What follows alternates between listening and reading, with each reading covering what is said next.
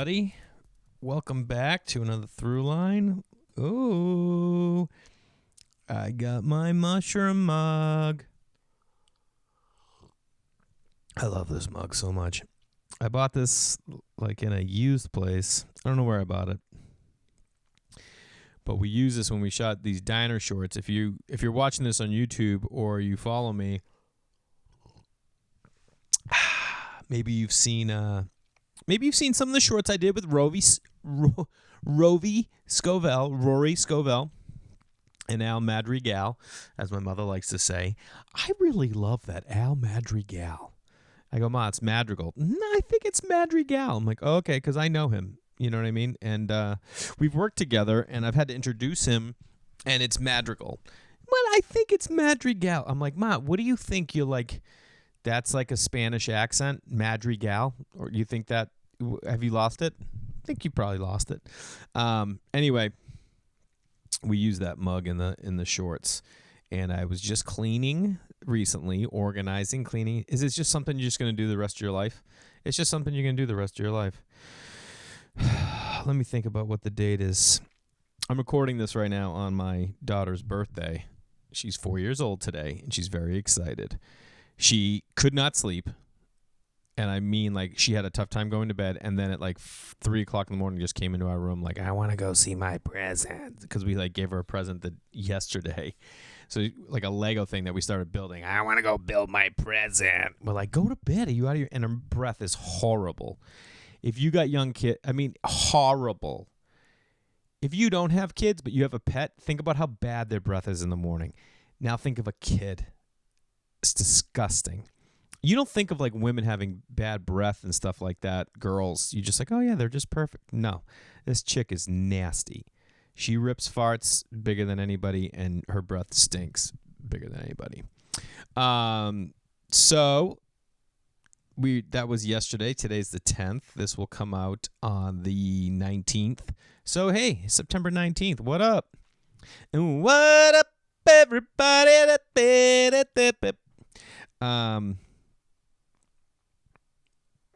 Yeah. Anyway, I was in Sunnyvale. I didn't have a lot to talk about. The last episode was with my boy Noah G. So some stuff that I would have talked about then, I'm going to talk about with you guys. I was in Sunnyvale, California. First of all, huge thank you to everyone who came out in Sunnyvale. And to everyone who was new in Sunnyvale, you are weird people. You're just weird people. You know, this is the thing. On social media now, every comedian posts a picture at a club. A great weekend and blah, blah, blah. Yeah, I had a really good weekend there. Really good weekend. Was it great? No. You know why? Because Sunnyvale is a weird place with weird people.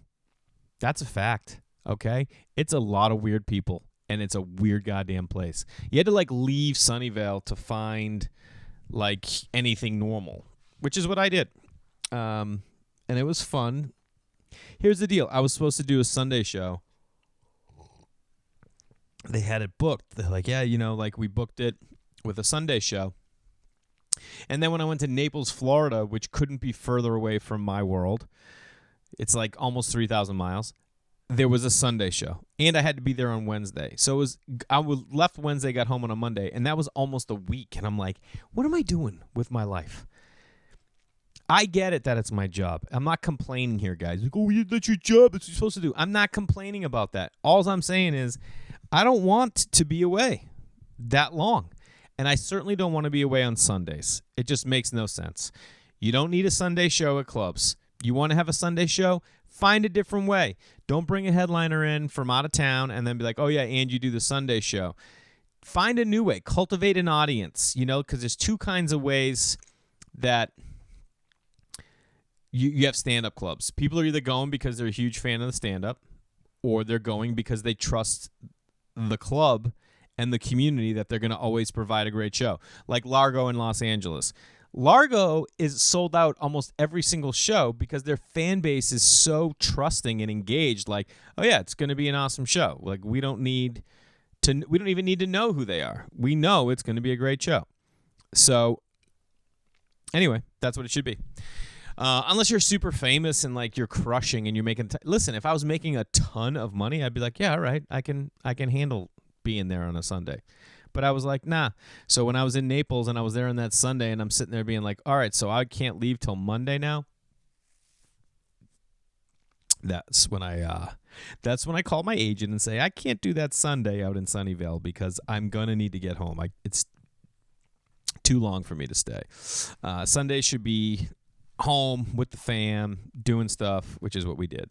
We bounced around. I hope you guys have had. I hope you're enjoying your weekends. Here's the thing: are you enjoying the non-weekends? That's the key. We'll talk about in a second. JayLarsonComedy.com. Jay Larson Comedy on all social media. Huge kudos to all you guys that follow me and share, and a lot of you guys watch on YouTube and comment on YouTube, which is awesome. And if you're listening on iTunes, please rate, review, subscribe, share with friends. If you giving me negative reviews, which I can't imagine you're still listening, you'd be surprised, actually. People want to hate. It's just a thing. They want to hate. You want to. Why like when you can hate? That should be a bumper sticker. I'm not going to TM that thing, so why don't you go do it? That's what people want to do. Literally somebody, it's like, why are you watching a video of mine? Like, I had a video up on Instagram, and somebody just wrote, hacky. And I was like, well, what do you mean? What about this bit is hacky? No one's ever done a bit on Perfect Change. Who have you ever seen doing a bit on Perfect Change? Do you know anyone? I can't imagine you do. So how is that hacky? Hacky means you're copying, you're doing something that everyone's done. It's simple. Perfect Change, bro. I'm doing math. God, I love having perfect change. Don't you love that mug, though? I love a mug that looks like, oh, is Jay from Berkeley, California, and lives up in the woods, and maybe he's an arborist? I don't know. My daughter's allergic to mushrooms. She's like, those are disgusting. That mug is disgusting. So it's her birthday. We're going to do that this weekend. We got that going on, which is going to be a lot of fun. Gosh, there was like 3 other things I said in there. Oh, yeah, so something else I want to talk about in Sunnyvale. Got some buddies up there that, you know what, before I do that, let's just do these dates real quick. Oh, you're like, I wanted to hear a story, Jay. I wanted you to tell me a little story because I'm a story liker. I'm a storyteller. I like them too, but I want to just double check with you guys. So, what I want to do here.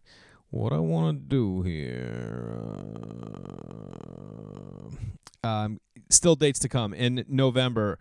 October, I'm pretty chill. Okay, I'm going to be at the Rec Room tomorrow night. This comes out on the 19th. So tomorrow night, I'm at the Rec Room in Huntington Beach, and we're going to be having a blast. That's such a great room. If you're down in that area, South Bay, Los Angeles, make a trip. It's such a great room. It's super fun. They also have one of those like indoor like glow parks with his like miniature golf and I don't know, bowling and all that kind of stuff. October, I'm chill, dog. I'm chill. I'll be in LA. So if you're in LA, that's where you're going to see me. 7th through the 9th, I'm in Hartford, Connecticut at the Funny Bone. 14th through 16th, I'm in Boston at Laugh Boston. That's going to be a blast. Then in December, the 12th through the 14th, I'll be at Vermont Comedy Club in Burlington. And then New Year's Eve, Portland. I mean, why am I living in Los Angeles when these are like where I'm performing? You know what I mean? I think maybe I should just pick up on that. I don't know. Maybe that's something you should do. So I was out in Sunnyvale, and we got these 2 good buddies that were fans of the Crab Feast. And they come out, and they always have. They're best buds. They coach football together. And one of them's got cancer. The big C. And this was always the beauty of what I loved about the Crab Feast. And anyone out there who is here and never heard of the Crab Feast, 1, who are you? And no, I'm not going to transfer my student loans into your portfolio. Was that we would make fun of stuff that was painful and hurt and like things that people were dealing with, and we'd make fun of it to people that came on and they tell stories. And even in Sunnyvale, I did jokes one night, and like I was crushing for like 32 minutes and then made a joke that was like making fun of something that people have probably suffered through, which I get. And I was like, hey guys, sometimes we make fun of things that are dark and sad because it's healing to make fun of them so that you can feel better and move on. And that's what we used to do a lot with the Crab Feast. And these two guys, Brandon, who has cancer, you know, like they came to our show. I think the first time we met was we did Sketchfest in San Francisco. I think it was like 2015 or 16, somewhere in there. And we talked afterwards, and we just all ended up hanging out, the four of us, and making fun of Brandon and his cancer for a while. Like, he was stage 4. It's not like he had fucking finger cancer, okay? He had like big deal cancer. And like, and his boy, he always helps him out, and like, you know, like they were just tight. Like, there's nothing that like, I love seeing bros not be bros. Do you know what I mean? Like, I love just being surprised by people. Like, a guy hit me up, you know, when I always go on Instagram and say, hey, what do you want me to talk about? And he had asked me about trophies for everybody. And he said, I was a Marine and an athlete, and I think everyone should get a trophy. And I was like, that's not what you would expect. You know, that's like not the thing that you would pick. Today at the grocery store, I see this dude all tatted up down his arms. He's got like this hat down low, straight brim. And I just look at him, and I've obviously, without controlling it, without making a judgment, my brain just makes a judgment. I make a judgment of who that guy is. And then he reaches around, picks up his daughter, flips her around, he's giving her a kiss. I'm like, look at this guy. I mean, that guy could be an asshole. Anyone could be an asshole. But, like, I love being shocked. So when I see these two guys that are football coach buddies, and they're, like, looking out for each other, they're talking openly about the fact that this guy has stage 4 cancer, and, you know, who knows? You know, because who knows? Stage 4 is, I don't know how many stages they go up to, but I don't think they go to many more than that. Are there more? Imagine if it goes up to like stage 20. They're like, stage 4 is a fucking joke, bro. It's not. It's pretty serious. So that was the first time we met him. We all hung out and had a great time. And then I think they came out to other show we did. Yeah, they did. They came out to a show we did in either San Francisco or Sacramento, and then they came and saw us in Petaluma when we did the Petaluma Comedy Festival, and we all hung out. Well, these jackasses came to see me in Sunnyvale, which I totally... It doesn't ever... Nothing registers to me. A date comes to me, I get it in the books, it's planned, I'm going to go do it, and that's it. I don't think. I'm like, oh, yeah, I didn't even think about them. And here's the best part. The feature who was working with me, David, Brandon had a Touch and Pitches hat on, which was a hat from the Crab Feast, and he was like, Touch and Pitches, like, made fun of it, like, what's that? And I want to be like, bro, you have no idea what you're even doing here, bro. You understand that's royalty, that hat? And when I know there's Crab Feast fans, sometimes I just don't want to look at them, because I'm like, I feel like they're already going through enough pressure because they know, I know they're there. They know they're there. They got the hat on. So I never even looked over at them. And then it was afterwards, I was like, holy shit, it's you? What the like, I was so mad. I'm like, that's even more reason why you need to look at everybody, because it could have just been such a great moment, and it would have made my show that much more fun, knowing that there are people that are there that you connect with. Anyway, we all hung out afterwards. He's still battling this cancer, stage 4. And I'm just like, listen, bro, maybe they need to downgrade this thing. You know what I mean? Maybe they need to downgrade this to like a deuce or a trace. No one says trace, but deuce is always said. I mean, listen, stage 4 and you're still around after 5 years? Come on. I'm just kidding. It was just moments like that you like, this doesn't mean everyone out there with cancer hit me up and tell me your story. Oh, I'm just kidding. You know what else I've been realizing is sometimes it's okay to be mean. You can just be mean. I like to be mean sometimes. I just find it humorous. You know, I find humor in mean things. And like, I have some jokes that are mean, and people like turn, and it's like, do you really think I'm that mean? Or are you unable to see, like, I just feel like a lot of us are this is the impression I got from Sunnyvale. They're skirting around the truth, which is what I have a problem with. Let's not skirt around it. What does it matter? What does it matter? Like, they might hear me talking about this and be like, how can you ever talk about someone with cancer like that? He knows he's got it. Hey, old people, they know they're old.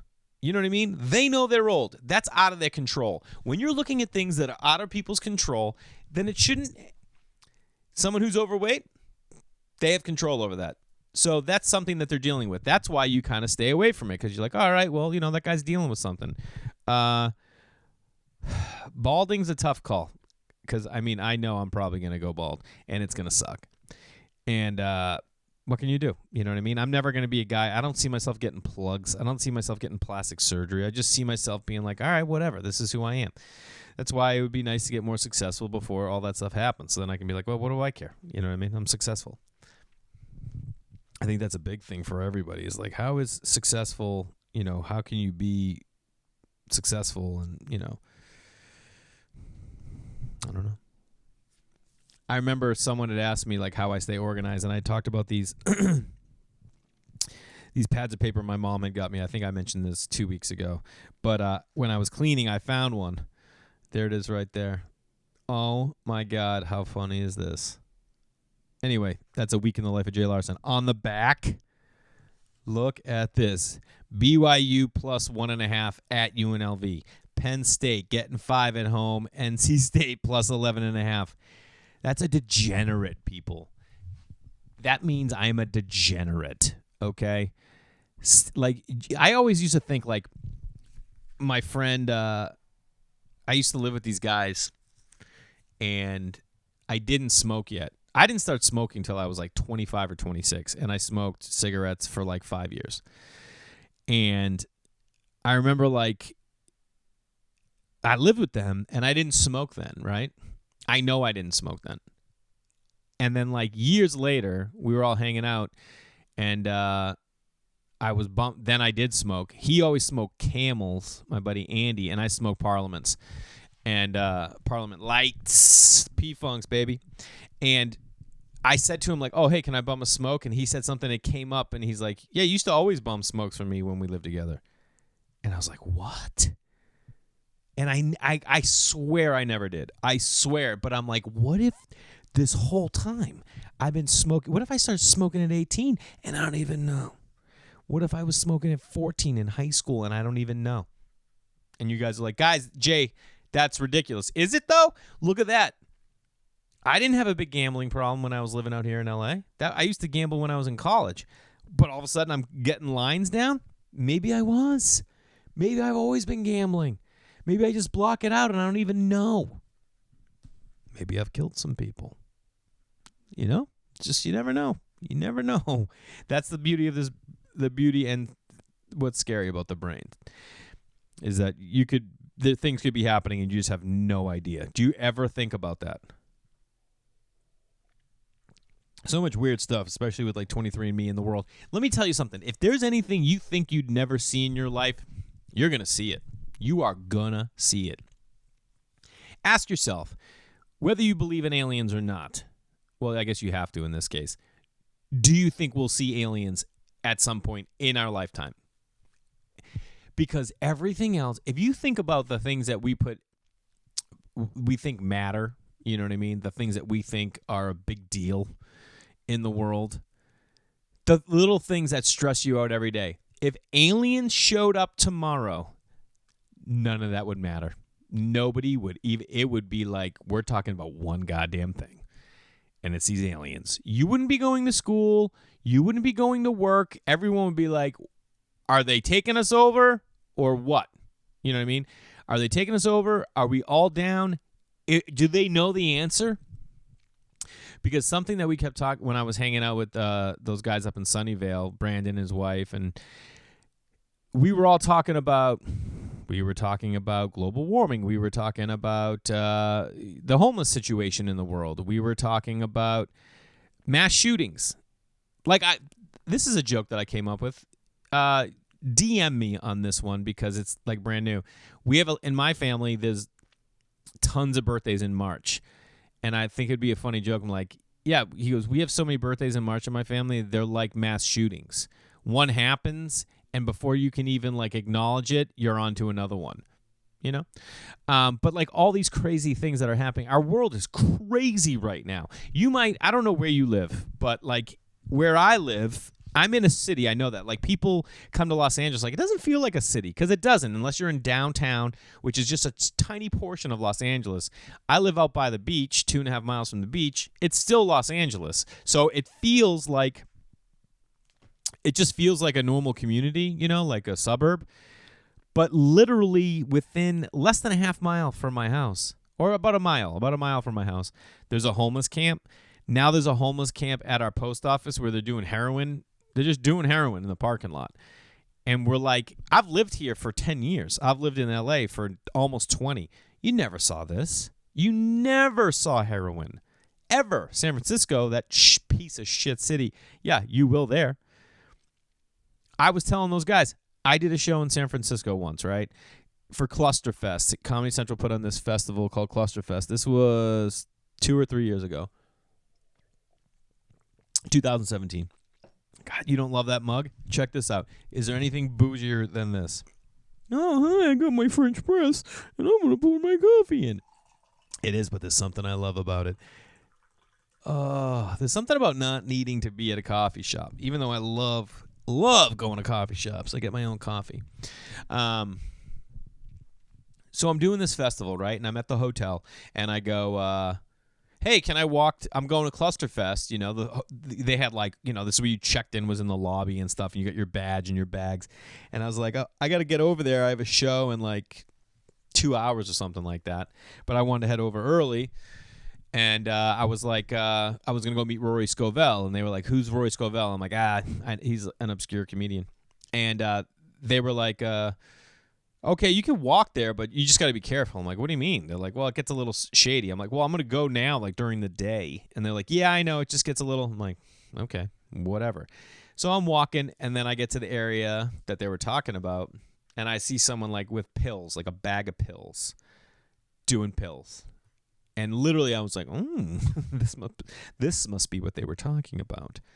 And as I'm walking, it's like a whole street. Like it wasn't like a Skid Row, like Skid Row in downtown LA. I think there's like 5,000 people that live at Skid Row in downtown. And I think, God, it scares me to say that the number of children I think is like over 800, because I hope that's not right, but it might be around 300. Think about that. God, that's so scary. So it wasn't like a Skid Row situation where it was like tent city and like a whole community. It's just this like part of town where all these people are and they're all doing drugs. And I see this dude doing pills. I'm like, Jesus. And then I get like 5 people past them and a dude straight up shooting heroin, like just straight, like clear as day, sitting up against the wall, shooting heroin. And I was like, what the that's crazy. And then I keep going. I get through the patch, and then there's this big like city building that's like cut in, it's got like an area in front of it, not an esplanade, but like an area. And there's a homeless guy shitting against the wall. I watched it, and it wasn't just like letting out a shit. It was like projectile, like heroin shit, like from what I've heard, you take crazy shits when you're on H. What's up? It's too bad heroin's not cool, because it's cool to say H. Yeah, these guys are on H, man. You want to sound cool around your friends, especially when you're middle-aged like me. You're just like, nah, man, all these kids are on H these days. And everyone's like, they take a beat in their head. And you know what they say? They go, H, what's H? And like, oh, it must be heroin. And then they go, wow, he's pretty cool. And then they get right back into the conversation. That's exactly what happens in their head when you say H. And then you know what they say? They'll say something like, well, I just never knew heroin was such a big problem, but then I've heard all these kids are just doing the H. You know what I mean? They're not as cool yet. They're saying the H, which isn't as cool as just saying H. You get it. So I see this guy shitting against the wall, and I'm like, I was blown away. I've been going to San Francisco for a long time, and never had I seen this. And people are like, oh, it's been there for a while. And I was like, all right. So I get to my show, and I go, thinking I'm going to shock everybody, I go, you guys aren't going to believe what I saw on the way here. And someone goes, you saw someone doing heroin? And I go, yeah. And someone else goes, you saw someone taking a shit. And that one, I was like, pills, heroin, yeah, all right. But they've seen it. I was like, wow. I just can't believe like that we're just like letting that be normal. Anyway, I don't know where or how I got here. I mean, I know how I got here, but like those were some of the things we were talking about, I guess. Was that what I was talking about? But just the fact that now there's people in my neighborhood that are doing heroin. By the way, if you want to hear a good heroin joke, you got to look up Kumail Nanjiani. Has an amazing heroin joke where he says heroin. He says it like 10 times. But he has that accent is so amazing, and his subtlety of how he says it goes, and heroin. That's not even close to. God, I hate that I can't do accents. I'm not gonna like go try, because there's ones that I think. You know what I think is hacky? Guy who commented on my YouTube thing. What's hacky is like a Scottish accent or an Irish accent. Hacky, whatever. But like Kumail, who I believe Kumail's Pakistani. Heroin. It's heroin. I can't do it. And if he heard it, he would probably be very upset. Nah, he wouldn't. Whatever. He's famous. Go look it up, though. It's super funny. It's just crazy to me that it's such an issue, and like we have all these things going on in our world. That's why I feel like if aliens ever came here, we'd just be like, hey, do you have a solution to the world? Or is there a way we're supposed to be doing it? I started following this guy on Instagram. And some of his stuff is wormhole shit. And he's pretty extreme. But other stuff, I was like, oh, yeah. Like talking about homeschooling. He's like, yeah, every kid should be homeschooled. You know, you put them in, they go into this culture of like, in schools, they're not teaching, and because I said this before, you know, my son was having a tough time with kindergarten, and his whole thing was like, yeah, they don't teach kids compassion and love and understanding in school. You get there, and they expect from day one that you're going to figure it out, and they're just like, hey, whatever, man, figure it out. You're here to learn, and it's like, what he's saying is it's forced learning, and, you know, I used to always say as a kid, I think I've said this on the podcast, that Native Americans, they just lived life to live life. But capitalism has like made us be, and I'm not going off that I don't agree with capitalism. I enjoy the idea of like, I'm an entrepreneur. Entrepreneur just sounds like a rich guy. Oh, he's an entrepreneur. You could be poor and broke as an entrepreneur, which is what I am, broke. But I still create my own stuff. Like that's what an entrepreneur does. I've created my own businesses. They're not fledgling, but they're also not the opposite of the word fledgling, because I don't know if fledgling. I honestly, at this exact moment that I'm saying this, I don't know if fledgling means like failing or like really succeeding. And this is what I mean by people need to be more truthful. Is it a big deal that I don't know what fledgling means? No, it doesn't. Are people not going to hire me because I don't know what fledgling means? Yeah, maybe. Maybe. Should they not? No. Do I still think I'm a bright guy? Yeah. Do I look way more bright with these glasses on? Yes. Watch this. Dummy. Jesus, that guy could run my business. See what I mean? I just don't, I think sometimes the world is supposed to be this place where you get up in the morning and you eat a meal with your family, and then you do some learning, okay? You do some learning. It doesn't have to be through a textbook. It can be through something else. I have a friend whose kids are homeschooled, and you know how they learn Spanish? A woman comes to the house to teach them Spanish, but it's only through gardening. So they learn gardening, okay, in Spanish. So they've learned the language of Spanish while learning how to garden. That's what I feel like is supposed to be important, like we put all this emphasis on money, jobs, how many friends you got, like especially with kids at my son's age. It's like, friends, are you gonna fit in? Do you fit in? Bullying has become such a big issue. My wife was showing me this post the other day that in Tennessee, I think, there was, at school, it was like wear your team's colors to school day. So it's wear your team's colors to school day. And everyone like wore shirts in for their favorite teams. And this kid wore an orange shirt, and then with paper, he cut out of paper TU, Tennessee University, and then taped them onto his shirt because he couldn't afford or didn't have the money to go buy a shirt, right? So he got made fun of for not having money to make this college shirt to support, to be a part of something. And it's like, it's hard as a kid to step away from the group of friends and be like, oh, look at my boy. Or like bring him into your group. It's hard if he's not already in your group. It's not hard if like you're all broke and you all did it, but they all made fun of him and they bullied the kid.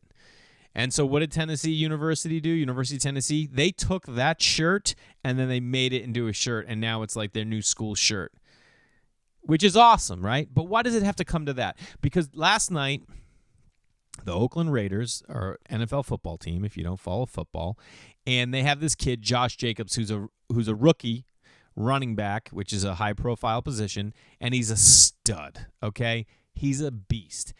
And if you know anything about football, guys are dying because their brains are getting smashed. And this dude finishes a play, and he just looks at the sideline like this, like, keep me going, keep me going.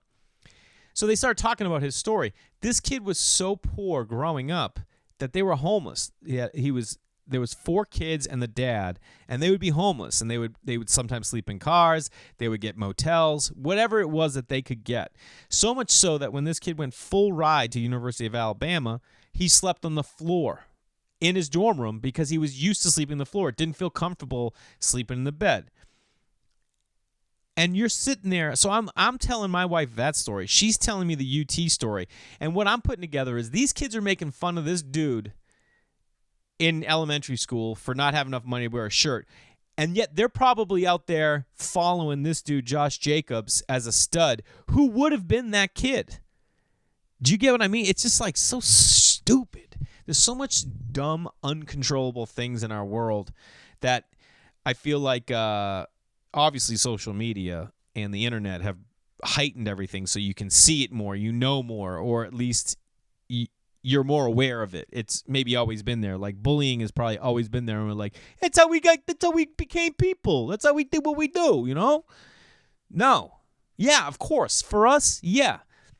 But now with social media and with the internet, kids who are getting bullied, now they're seeing, it's just like social media lends to so much depression. People are constantly looking at people like glorify their life. You can easily put something out there, and when you see something on social media, you're just assuming everyone's seen it. If you've seen it, you think everyone's seen it. Whereas back in the day, that kid could have wore that shirt, got bullied, and then just like got made fun of, and whatever, been like, whatever, you know, like, yeah, sure, that probably sucks and feels terrible, especially when he thought he was making an effort, and probably, I'm going to guess his parents were supporting him in that, being like, yeah, you know what, make your own shirt, be creative, be something, and then he gets taunted for it. Oh, man. Again, I have kids, so these things, like, pop out at me, and just, like, again, just seeing how sad my son was in having to go to school and then having to worry about meeting friends and then having kids make fun of him for crying and like having to deal with that, it crushed me. It hurt so bad to think like, oh, why can't you make enough money that he doesn't have to go to an after-school program? Or why can't you have a lifestyle where you could teach him at home? Because ultimately, that's what I would want to do. And you might think I'm crazy. I'm not. I think it would be rad if instead of me today having to like get up, set up and do these podcasts, take some phone calls, do some work, if I was like, hey, you're going to play for 30 minutes building, and then we're going to do a couple exercises, then we got to go to the grocery store. But everything we go to the grocery store, we're going to talk about in Spanish, and you're going to help the whole time. Then we're going to come home, and we're going to do more work, but it's going to be fun work. Then we're going to go for a hike, and on that hike, you know what I mean? Like, everyone I've ever talked to who homeschooled, their kids are like 2 years ahead of everyone else. Because if you think about it, schools are just like this funded thing, right? Aren't they just like, whether it's private, it's for profit, but the public ones are just like state run, and it becomes this, you know, I don't know. This dude I was following on Instagram was basically saying that and I'm not saying I believe this at all, schools are set up to like start getting people programmed and into like an idea that, oh, you're going to go to school, then you're going to work. If you think about a kid's life, what the fuck does it all matter? All this stuff you have to do is to get enough brains to get a job so that you can then survive this rat race that we're all living in. That's the only thing it's for. There is nothing else. Yeah, you want to learn?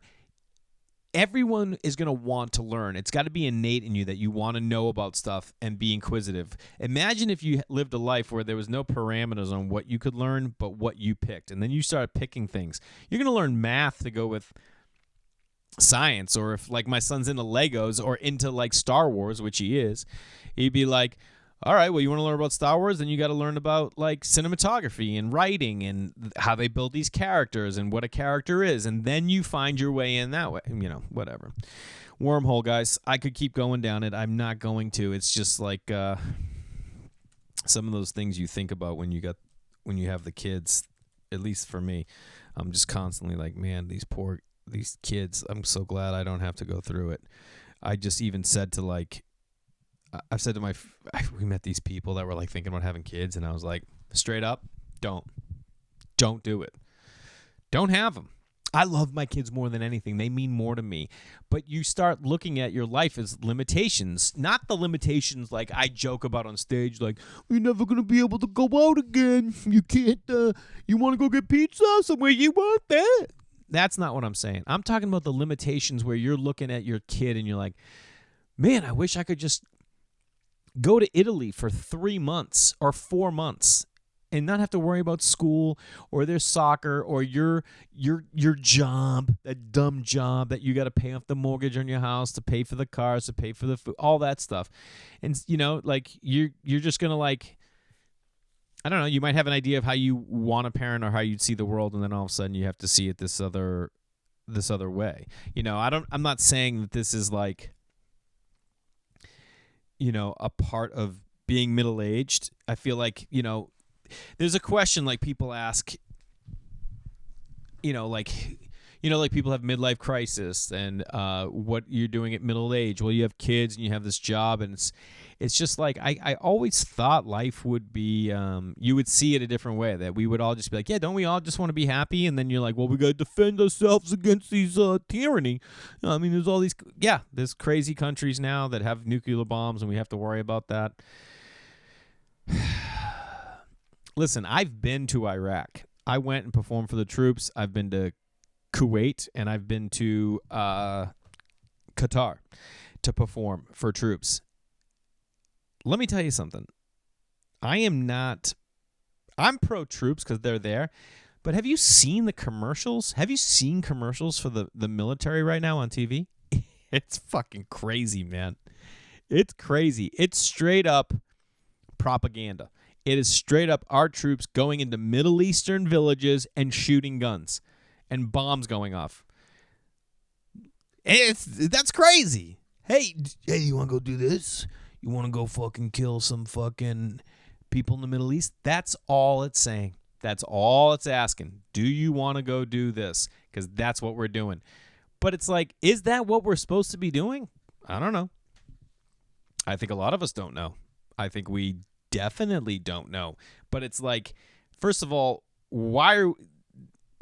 let's go crazy. Anyway, I just think it's crazy. It's not like anything else, and it's so funny because some people are just signing up for the military to make enough money so that they can go to college. You know what I mean? They're like, well, I can't afford to go to college. And I just don't know. Some people don't have the brain power to get into like a good school, so maybe they look at it another way, or they don't have a job or a trade or a skill or whatever it is. So they're like, well, if I go in the military, I can do that for like whatever the commitment is, 6 years, and then you get like money towards college and you get some kind of fund. I don't know. I really don't know. And it's funny because I see my son now and my daughter, and they're always doing gun stuff. And when I look at all these mass shootings and I think about like our country being in other countries at war, and we say we're not at war. We're at war. Shut up. We're at war. And I'm just like, man, I try to tell them, like, we're not playing guns. We don't do guns. And then I think back when I was a kid, I wanted to go to West Point. That's where I wanted to go to college. I had a West Point shirt.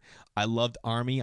Still to this day, when Army's playing football, I root for Army. They almost beat Michigan this past weekend, and I was like, oh, fuck yeah.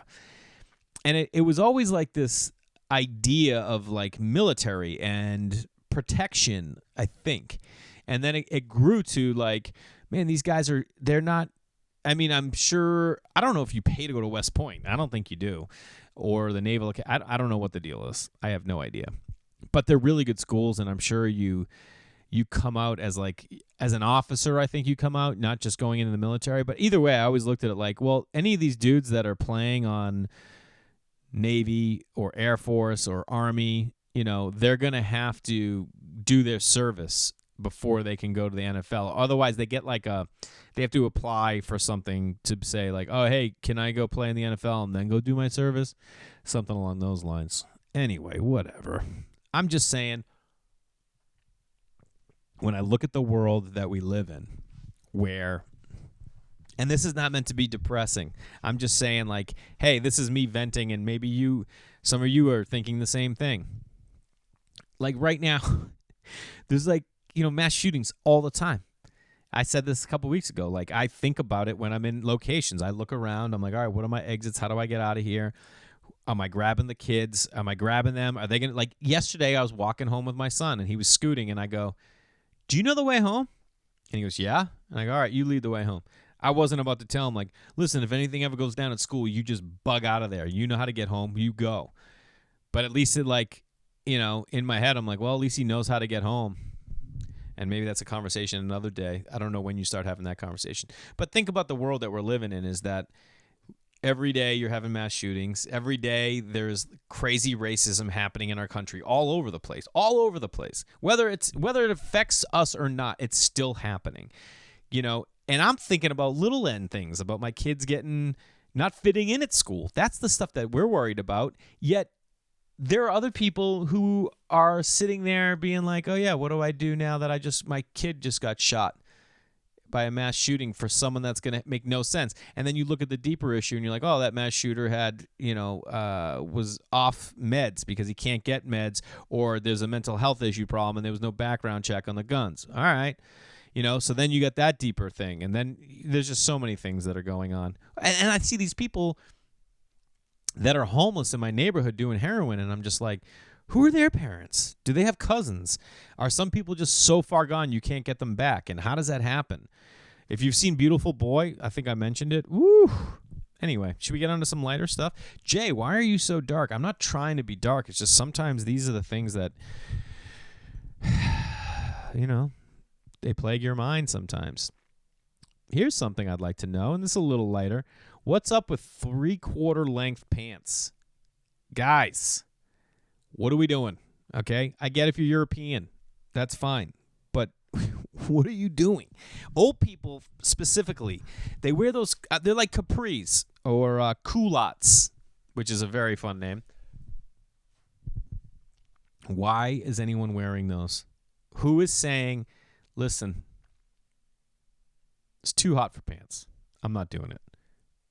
But I'm not saying it's so cold I need shorts. You know what I mean? It's like, I'm not saying it's so hot that I need shorts. It's cold, but it's hot.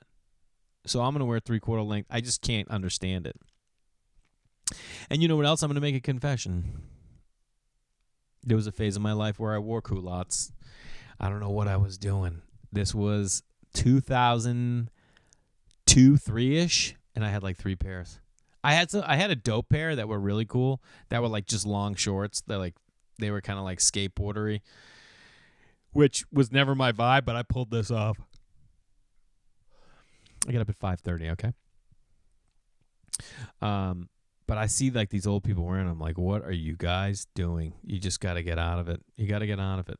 I think I need a new hobby is what it is. I don't know if I have enough time. So I told you I get up at 5:30. So I get up at 5:30 so that I can just do some work before everyone gets up. And I like that. And I'm like, all right, well, if I can continue to get up at 5:30, then I can do some stuff and maybe get a new hobby. So I took on meditation like a year ago, and that was amazing. But now it's kind of like I fell off that and I got to get back into it. But I feel like I have a canoe. I have a kayak, rather, on the roof. Okay? I have a kayak. I've used it one time. One time. I used to be able to keep it down the marina, then they pulled it away. And once the perfect scenario was gone for me, this is a problem I always have. If it's not a perfect scenario, I bail out on it. And I'm tired of like bailing out on stuff. I'm just like, I need to get a new hobby, and I want to find something that I like to do. Like I had the garden for a while, didn't do the garden this year. And now I look at it like when the kids get home, like my son is gone from 7:40 to 5:40. What am I going to do? I'm going to do a hobby when he's home? It's like, I guess you have to find together, but he doesn't want a garden. He wants to fucking play Legos. Same with my daughter. It's not like I don't want to spend time with her. I do. People are always just like, geez, why is it always just about him? And it's like, it's not. She's just a little more self-sufficient at this age. She's not going through anything. Someone hit me up and told me they were listening to this while they were camping. And I was like, oh, you are the greatest human being in the world. Listen to this while you're camping. I just love that. I love it. This is what someone just asked me, Asif Ali, who's been on the podcast. What are some tips for your kids when climate change apocalypse happens? Do artists ever really retire? And best and worst summer moments. Best and worst summer moments. I don't know what's going to happen when the apocalypse happens. I keep looking for land online. I want to buy land, that has a water source so that when everything does go down, at least they have that. I feel like the ultimate goal is to get some land, maybe 40 acres with water, and then get some cows, some chickens. I was asking the guys in in Sunnyvale after the show. I'm like, could you kill a cow? And they're like, I don't know. I'm like, what about a chicken? He's like, I don't know if I could do it. I'm like, but we eat it all the time. And he's like, I know. And we're just all sitting there like, yeah, what are we doing? This is the dilemma. And so I don't know. I mean, I have no idea when we're going to see the apocalypse, at least when something with climate change. I mean, Brazil is burning. There's nothing we're going to do about it. I don't think artists ever retire. That's the beauty of why I ever picked something artistic, because I could never see myself just doing something forever. But at the same time, I definitely look forward to days where I don't have to do anything. I definitely look forward to that in my life. I think we all do. That's what retirement is. We're all like, what's the ideal day for you? I say, this is what's crazy about me. I think about what the ideal day is, and I go, how do I do that now? And it's just like, oh, I don't know if you can do that now. We met these people who traveled Europe or the world for a year with their kids. And I'm like, well, how do we do that? And you're like, oh, well, you have to get disposable income, and you have to have they have rental properties. I'm like, oh, so maybe you could get work your way up and get 10 rental properties to give you an income where you don't need to be anywhere. And then you take them around. And what's so bad? Why is everyone so jacked up on you got to fit in, you got to have friends, you got to have Why? Why can't you just be a vagabond, a traveler from when you're really young, and learn to just meet strangers and get along with them, and then move on to new people, and maybe pen pal and Instagram and stuff like that as you get older? I don't know. You just, as a parent, you just keep thinking you're going to fuck up your kid. This isn't all supposed to be about parenting. Summer highlights and summer lowlights. What were highlights and lowlights of your summer, you guys? This isn't for me to just take inventory. You guys should be taking inventory. You know what? This is the other thing that annoyed me about Sunnyvale. I asked them, I go, hey, anyone go on a summer vacation? Family vacation? No one had. I asked it on 2 different shows. I did 4 shows. I asked it twice. 2 people had gone away. 2. And 1 had just gone away an hour away, which is fine. But everyone else, I'm like, why? Now, maybe they're young, because I didn't start going on vacation until I was with my wife. She would be like, let's go on a vacation. I'm like, who goes on vacations? And maybe that's what everyone up there is doing. They're getting down on it. But my family vacation was definitely a highlight. We're going to do another vacation in October because I just feel like you got to do that. You know what I mean? You got to spend that family time so that you build those memories and you build those strengths, which is what I also think that everything could happen. You could just only be with your family and you could be totally fine. I don't think that's a big deal. But you know what? This is something I wrote down and I wanted to express. Don't listen to anyone. You know what I mean? Like, if you don't listen to anyone and you can block out all those social norms or social pressures of existing, don't listen to anyone. Do what is right for you. I'm not saying it's easy, but we should all just be like, no, fuck that. Trust us. Like, that's why I always say, I don't always say this. I don't know why I say that. I guess I've always thought it. You got to have that strength with your relationship, with your husband or your wife, because at the end of the day, it's just got to be okay with them. Like, if the two of you are like, fuck yeah, let's homeschool, or fuck yeah, let's travel the world, or you know what? No, put him in an after-school program. You're like, you sure? And they're like, yeah. Or challenge him. He needs it. She needs it.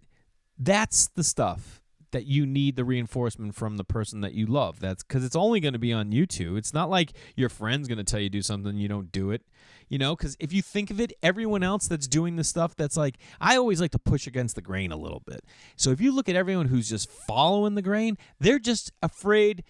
It's not that they're afraid to push against the grain. They're just afraid to not be part of the flow. Ooh. Oh, okay. That wasn't pretty dope. Pretty sure it was. I do want to say that when I talk about the culottes, I got some heat for an outfit I posted on Instagram, a show that I did way back in the day, Live at Gotham. I did this show called Live at Gotham. It was a TV show, and it ran for like 5 years. And I did the first season, first episode. They didn't know what the show was going to be. I was on it. I was, I'm not saying I was a guinea pig, but like they had us downstairs doing like fake interviews and sketches that they were recording. And I'm like, we're going on stage soon. And I remember going out to buy the outfit that I wore because I didn't have any. I always like to buy an outfit for a TV thing. And I wore like a blue hoodie, like surfer, like Dodger blue, with a yellow T-shirt over it with orange, whatever. Dalia made fun of me for it. A couple people made fun of me for it. My wife made me breakfast, so I'm going to leave soon and go eat my breakfast. My wife made my breakfast. We don't eat early, so breakfast comes at today 11:30. But that's the thing. I was never concerned with anyone thinking that outfit was cool or not cool. I just wore it, and now I'm putting it up, and people are like, yo, that is not cool. And I'm like, yeah, I don't know what I was doing. But I've always been kind of, I don't know why for a long time, long sleeve button down with a T-shirt over it was my style. That was my style. But I never cared that anyone didn't think it was cool. I thought it was fresh.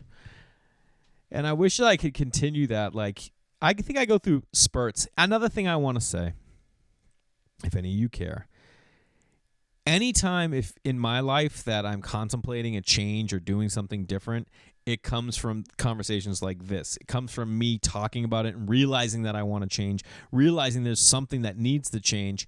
And that doesn't mean the change comes while I'm talking about it. This is just me talking about, like I said to my wife, I said to Kate, I'm like, listen, I texted her from Sunnyvale because it's like times that I'm away from my family, realizing like I should be with my family when I'm doing shows for audiences that I don't think necessarily are my audience. Like you think a comedian, you can just go in front of anyone. You can sometimes, but other times you're like, I don't know. Is this my people? I don't know, But I said to her, I'm like, I need a change. Okay. It's been a minute. We've lived in the same house for almost 10 years, which some of you are like, oh, what's wrong with that? There's nothing wrong with it, but I want to change. If we don't own it, like, even if you do own it, maybe you're going to be someone who moves every 5 years and people are like, well, is that good for the kids? I don't know. Give them a chance to see things different. I just think I need some sort of change. And that's why I don't know if it's a hobby. I don't know if it's a move. I don't know if it's a job, but something needs to change. And I'm not saying it has to happen right now, but for me, September, October, November, December, I am going to be focused on what is going to be a change in my life.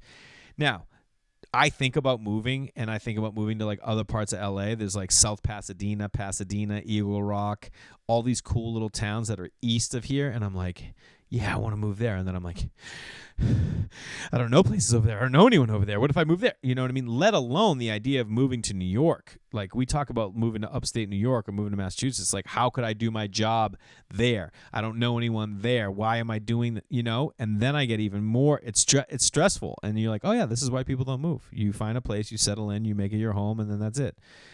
And anyway, sometimes that's a thing you got to battle. But I definitely think change is good. I like to be challenged. I think change and challenge probably have the same sounds because they're derivative of something, maybe Latin. I don't know. I didn't homeschool my kids where they would know Latin. Anyway, these are a lot of things I'm thinking about. I will keep you up to date on the change because you know what? You may be sitting there being like, yeah, I want to change too. Or you might be like, I don't need to change. That's fine. I just want to be challenged, and I want to find new things. I want to find a way to be a better dad. I want to find a way to be a better comedian. I want to find a way to create a better life for my family. And sometimes if it's not happening with the way you're living your life, it's like you got to make a change. So anyway, I'm going to go eat my breakfast. I love you guys for listening, and I appreciate you being a part of what we do here. And by we, I mean me and my boy Skylar, who helps me with recording and putting all this together. And we're making some changes around the studio, so it's going to get a little bit better soon. It's not there yet, but we're getting there. And I appreciate you guys for listening. Share it. Share it with people. Let them know. Like, oh, you know what? That thing we were talking about? And, like, I hope you like what we're talking about. Always email me, holidaybakeryproductions@gmail. DM me on Instagram. That's the place I am the most. Facebook, Twitter, sure, but Instagram. Send me an email, send me a DM, say, hey, will you talk about this? Or you know what I like about this? Or just tell me something you're doing in your life. What's a change you're doing? What's a hobby you're taking on? Share with me. I'm not just here to talk. I like to be shared with. All right. I'll talk to you guys next week.